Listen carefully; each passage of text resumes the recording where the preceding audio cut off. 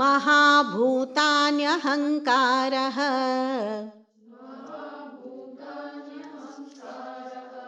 बुद्धिरव्यक्तमेव च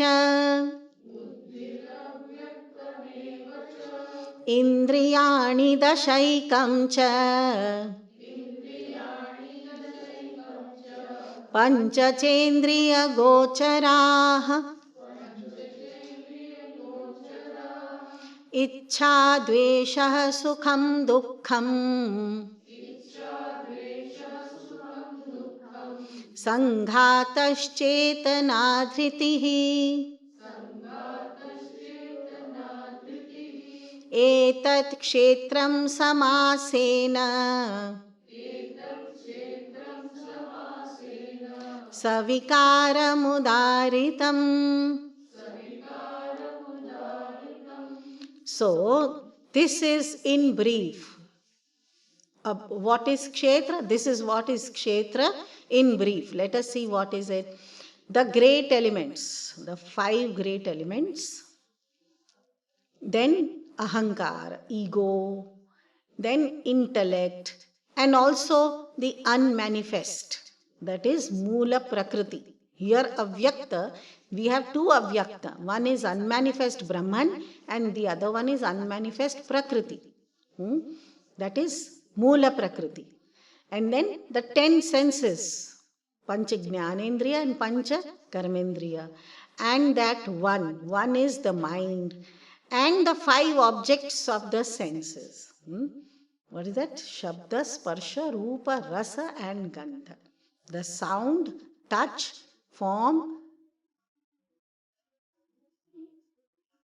taste and smell. These are the 5 objects. So, all put together, these become 24. 5 great elements, tanmatras, and then ahankar, 6. Then buddhi, intellect, and then avyakta, moola prakriti, and then the 10, what is that? Senses, and 5 objects of senses, perception, and 1 mind. All put together, they are 24 elements. All these 24 elements, Bhagavan says, are Kshetra, field. These 24 elements put together, from Moola Prakriti onwards, they are called the 24 elements considered by Sankhyan philosophy.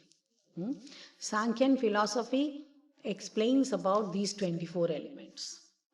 This is what Sankhyan philosophy is, and Vedanta adds 1 more, making it 25. This is the difference between Sankhya and Vedanta. So Vedanta philosophy is based on Sankhyan philosophy, adding 1 more element, and that is not an element, that is the unmanifest Brahman.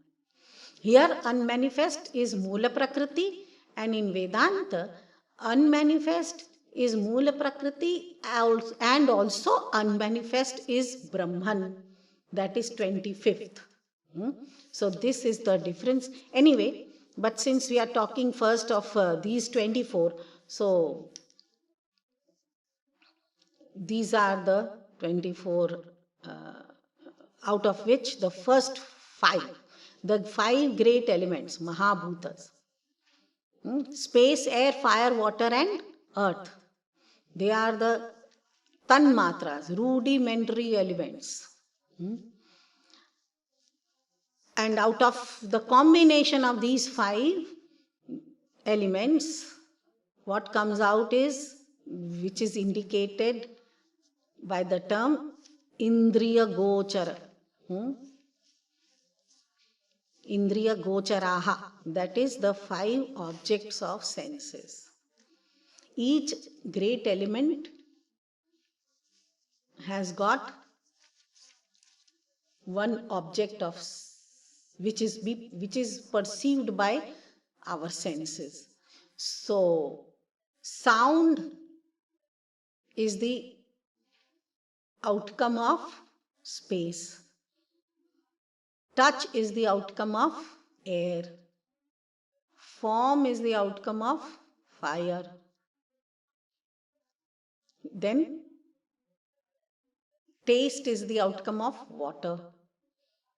And smell is the outcome of earth.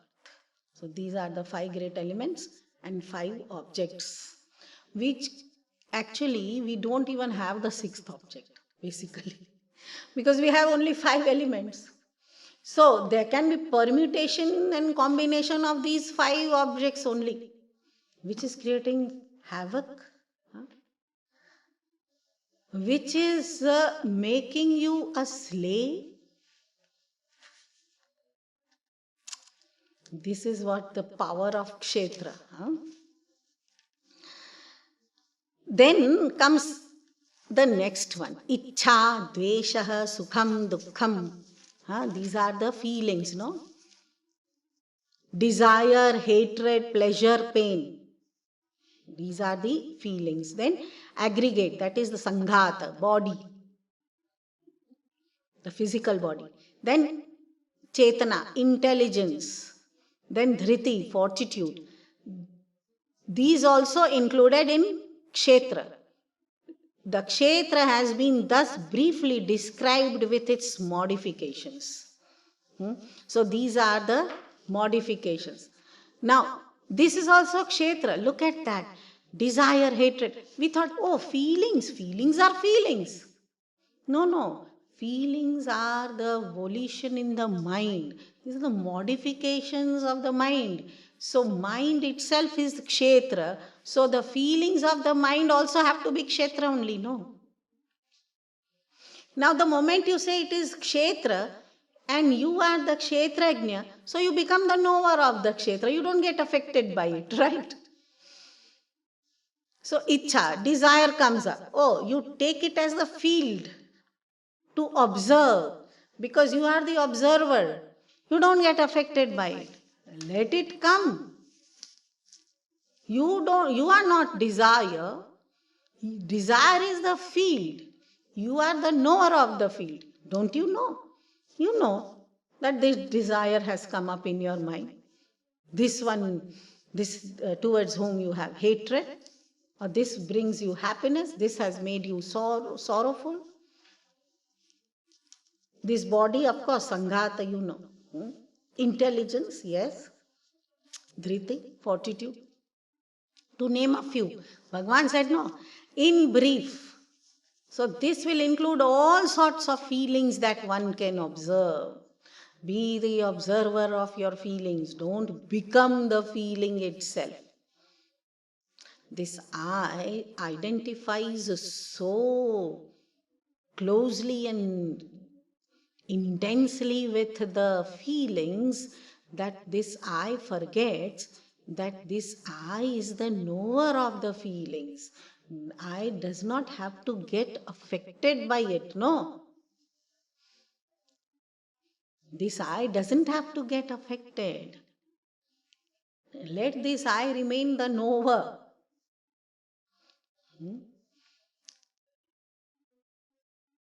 It is the flow of thoughts. Be a witness to the march past of the thoughts. Take the salute and give back a salute and let it pass. You don't have to start marching along with it. You remain stable.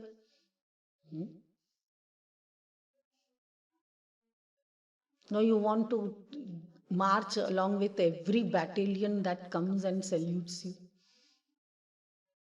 Then you keep marching only. You remain a witness. And act if required, or let it pass if not required. So many such desires and such feelings come, which need not any attention. They don't need any attention of yours. Let it pass.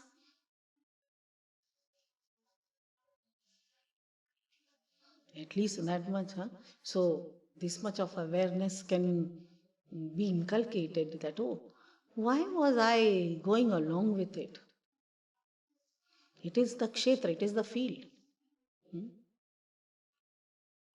So what is this Moola Prakriti, unmanifest?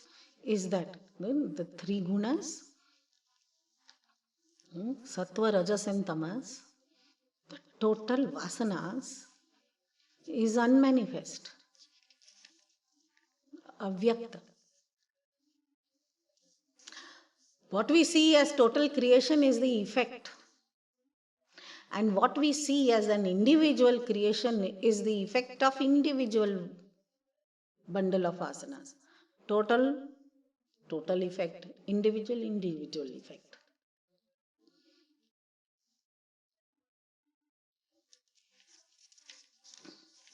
When we read further, we understand that, oh yes, in fact, Pancha Mahabhuta are made up of matter, and so on and so forth. From there onwards, the Pancha Mahabhuta, having the sattvic, rajasic and tamasic aspects in it, become the cause of the whole of creation. And since Pancha Mahabhuta are matter, Tanmatras are matter, right? So, definitely the matter cannot be the knower of the field. So how can the mind be the knower? The mind is Kshetra, not Kshetrajna. Oh no, you will say, no, it is my mind. And my mind is alive and it is functioning and it is perceiving. So therefore it is Kshetrajna. No, ego is also Kshetra. Bhagavan has told me, Ahankara. Ego is not Kshetrajna. Ego is Kshetra. As long as I am in ignorance, ego is the knower. But from the standpoint of knowledge, ego is the known, the field, the Kshetra, not Kshetrajna. Why? Because ego is made up of what? Matter. Other than Brahman, everything is idam. Aham alone is Brahman. Satyam. Other than that, everything is idam. Idam is Kshetra, Mithya, or Asat, whatever you want to say at present. At least say Mithya, if not Asat. Mithya will work at present. So, in Sankhyan philosophy, we call it as Moola Prakriti, the three gunas. And in Vedanta, it is called as Maya. Maya is also unmanifest and Brahman is also unmanifest. That is, Moola Prakriti is also unmanifest and Brahman is also unmanifest. But when we say Moola Prakriti, then Brahman is not considered, because from Sankhyan point of view, Sankhyan philosophy says, there are 24. Where is the 25th required? Not required. But from Vedanta point of view, when we say the 25th is this Brahman, Brahman is the reality, then that is unmanifest. Then we call it as Maya. Moola Prakriti is called as Maya. So it is the combination of Brahman and Maya. What is real? Brahman. What is unreal? Maya. Yama, sa Maya. That which is actually not, but it gives you the experience of being. Right? That is Maya. Like water in the desert. Not oasis in the desert, water in the desert. Maru Marichika. You think that it is, why you don't have to go to the desert also. At the peak heat month, in Delhi also on roads, you can see that as though it is water. Not a drop of water there. That is Maya. That is our illusion, no? It seems as though it is. And then a thirsty man runs after it. So we are all thirsty souls running after Maya. The content person will not run after Maya. This is Maya. Let it be, he will say. Huh? What's there to run after it? It's false. It's not real. He should be thirsty of real, not this unreal. No? So, you better be pit-packed with all those, What are the Pancha Mahabhut? What is Ahankar, Buddhi, and Mula Prakriti? Then what are the five organs of perception, five organs of action, and the five objects of senses? And all those. At the time of meditation, think of all and reject them as Kshetra. Oh, I am the knower of these. And then Ichha Dvesha, of course, they are our feelings, so we do experience those. But even while experiencing this Ichha, Dvesha, Sukha, Dukkha, etc., and even the body, what happens? Savikara, these are subject to modifications. So we start enjoying those modifications rather than remaining the knower of those modifications. So now the next step of the seeker should be to remain a witness to these modifications. The body is definitely subject to modification. And the feelings constantly keep changing. These are all our fields. So you have enough of field to enjoy or suffer, whatever. Huh?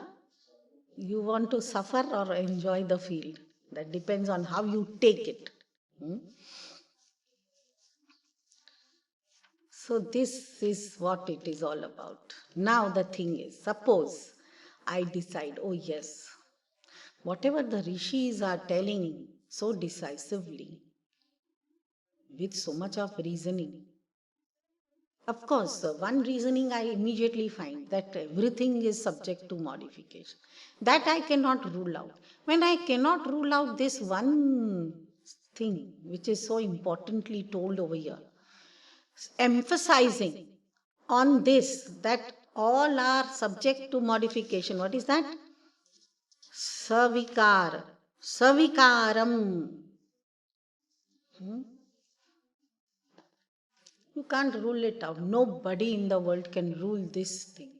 That everything is subject to change.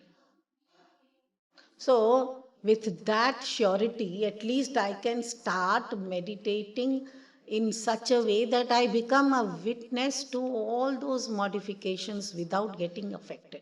But how do what are the qualities that I can inculcate in me which can make me a witness? Right? Right away, I will not be able to do so. I cannot detach myself right away. Just by reading this, I cannot. So, Bhagavan will give us certain virtues when practiced will make me such a seeker who will be able to remain a witness or observe the modifications without getting perturbed, disturbed, or affected, or get impacted by all those. So, it will be interesting to know. It is not the first time that Bhagavan is giving a list of virtues to be practiced by us, but it so happens that when it is in the context of Karma Yoga, it has a different purpose. In Bhakti Yoga, different purpose. Dhyana Yoga, different purpose. Now here the purpose is so different. So there will be some little different qualities that are expected in me if I want to be a witness, the knower, rather than the Kshetra itself. The knower of the Kshetra. So let us see.